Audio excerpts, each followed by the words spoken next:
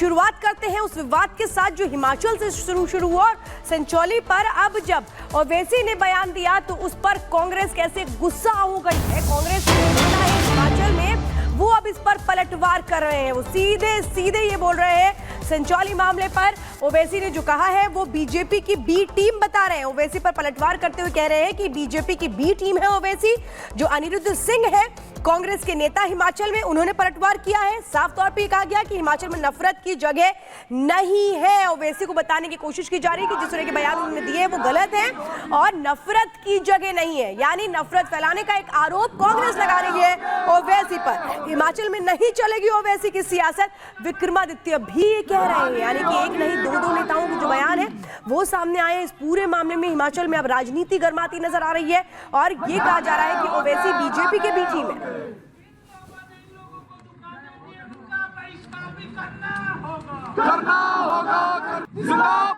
मंदिर मस्जिद क्या किसी का निजी प्रॉपर्टी या घर का मामला नहीं है। लीगल और इलीगल की बात है। इलीगल इज इलीगल, चाहे वो मस्जिद हो चाहे वो मंदिर हो।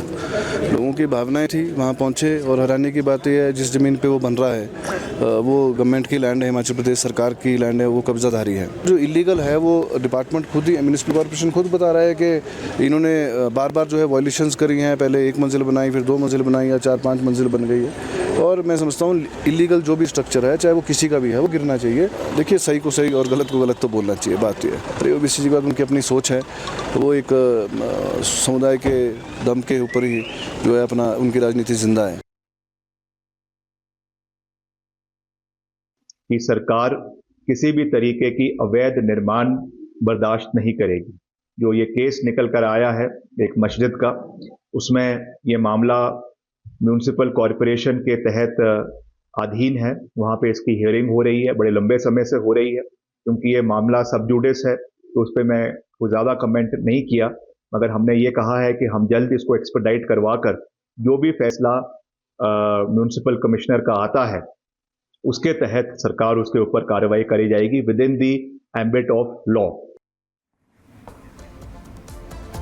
तो देखिए, संचौली में मस्जिद में बने अवैध निर्माण को लेकर अब सियासत शुरू हो चुकी है। लोग सड़कों पर उतर आए हैं और इस अवैध निर्माण को ध्वस्त करने की मांग कर रहे हैं। लेकिन दूसरी तरफ आपको ये बता दें कि खुद कांग्रेस के ही मंत्री अब इस अवैध निर्माण को ध्वस्त करने की मांग कर रहे हैं। ये 3 तस्वीर आपको दिखा रहे हैं क्योंकि कल विधानसभा के अंदर भी अवैध निर्माण का मुद्दा उठा था और खुद कांग्रेस के मंत्री जो है इस मुद्दे को उठाते हुए नजर आए थे। लेकिन दूसरी तरफ आपको बता दें कि ओवैसी भी अब इस पूरे मामले को लेकर कूद पड़े हैं। तो विधानसभा में भी कांग्रेस के मंत्री ने अवैध निर्माण ध्वस्त करने की मांग कर दी, तो दूसरी तरफ मस्जिद का मामला देखकर ओवैसी भी इस विवाद में कूद पड़े हैं। ओवैसी ने अवैध निर्माण ध्वस्त करने की मांग करने वाले कांग्रेसी नेताओं को बीजेपी का एजेंट बता दिया है। कुल मिलाकर इस पूरे मामले को लेकर अब जबरदस्त तरीके से सियासत जो है देखने को मिल रही है। 3 तस्वीरें दिखा रहे हैं आपको जहां लोग जो हैं सड़कों पर उतर आए हैं, विरोध प्रदर्शन कर रहे हैं। अवैध निर्माण को लेकर ये नाराजगी देखने को मिल रही है और मांग ये की जा रही है कि जो अवैध निर्माण किया गया है उसे ध्वस्त किया जाए।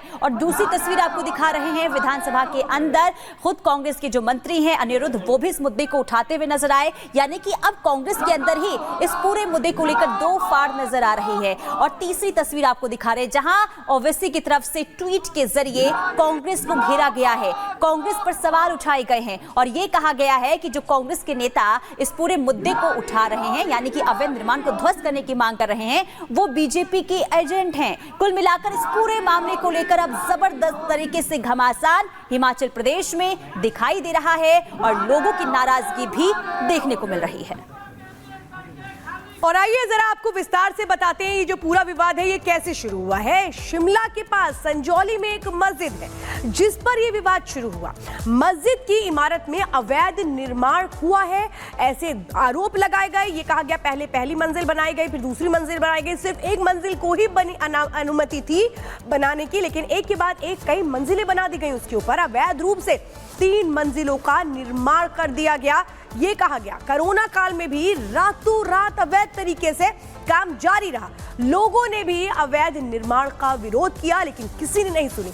प्रशासन पर ढूलमूल रवैया अपनाने का आरोप लगा, यानी कि प्रशासन ने कोई एक्शन नहीं लिया इसके खिलाफ। ये कहा गया अवैध निर्माण का मामला इसके बाद कोर्ट पहुंचा, कोर्ट में भी ये मामला चल रहा है और इस बीच जो बयान सामने आ रहे हैं उस पर राजनीति गर्माती हुई नजर आ रही है।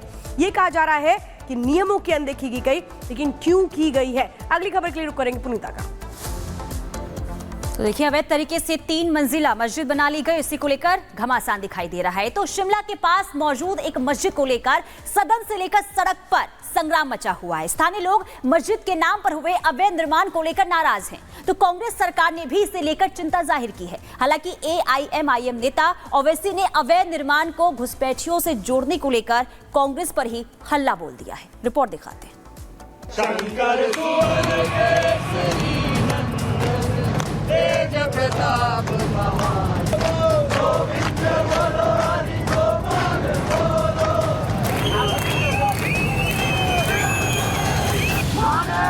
हिमाचल प्रदेश में अवैध निर्माण को लेकर सियासत का पारा हाई है। शिमला के पास एक मस्जिद के अवैध हिस्सों को गिराने की मांग अब सड़क से होते हुए हिमाचल विधानसभा तक पहुंच गई है। अवैध निर्माण पर एक्शन की मांग अब खुद कांग्रेस की सरकार के मंत्री तक करने लगे हैं। सुक्खू मंत्रिमंडल के सदस्य अनिरुद्ध सिंह ने सार्वजनिक रूप से न केवल अवैध निर्माण को ध्वस्त करने की मांग की, बल्कि सूबे में रोहिंग्या बांग्लादेशियों की घुसपैठ का मामला तक उठा दिया। राज्यों से जो अवैध रूप से जो है हिमाचल में पलायन कर रहे हैं भारी मात्रा में, इनके ऊपर चेक रखने की जरूरत है। हो सकता है रोहिंग्याज हों, और मैंने माननीय मुख्यमंत्री जी से भी इस बारे में बिल्कुल बात करी है।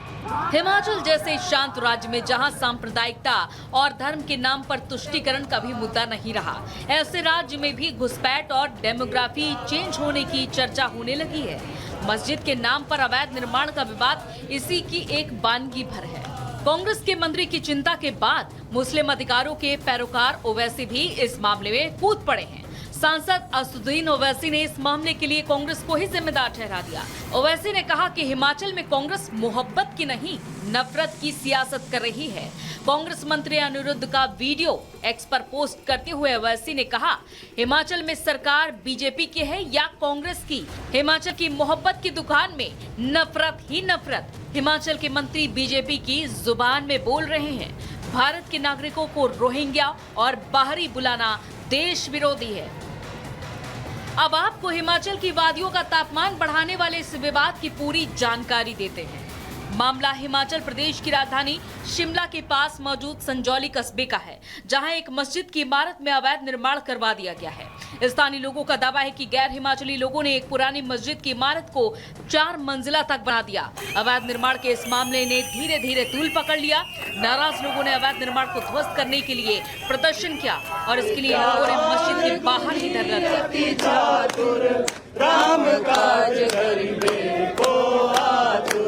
प्रभु चरित्र प्रताप महाजगवंदन।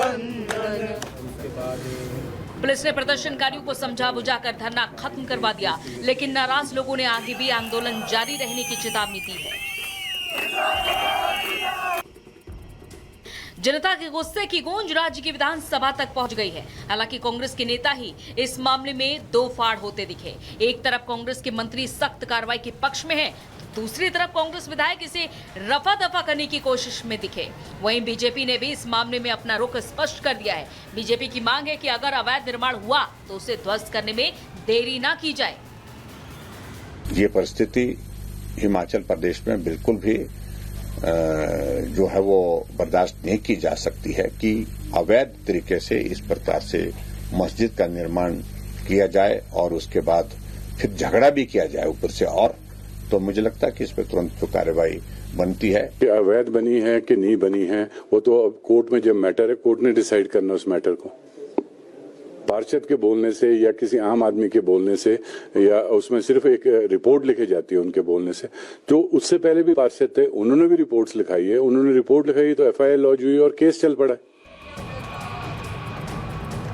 आपको बता दें कि स्थानीय स्तर पर यह विवाद काफी दिनों से चल रहा था, लेकिन पिछले दिनों हुई मारपीट की कुछ घटनाओं ने इस विवाद को बड़ा बना दिया। शिमला में जहां सियासी बयानबाजी हो रही है, तो वहीं संजौली कस्बे के लोग भी इस मामले में पीछे हटने को तैयार नहीं दिख रहे हैं। Bureau report, Republic Bharat. तो आइए अब आपको बताते हैं हिमाचल सरकार की हालत कैसी है। सोचिए, खजाना खाली होता जा रहा है और पैसा जुटाने के लिए अब एक नायाब तरीका निकाला गया है। इसके लिए क्या कोशिशें हो रही हैं? भांग की खेती के जरिए पैसा जुटाने की कोशिशों में हिमाचल सरकार अपने कदम बढ़ाती नजर आ रही है और उसे ये नहीं पता कि इसका असर प्रदेश पर क्या होगा। देखिए रिपोर्ट।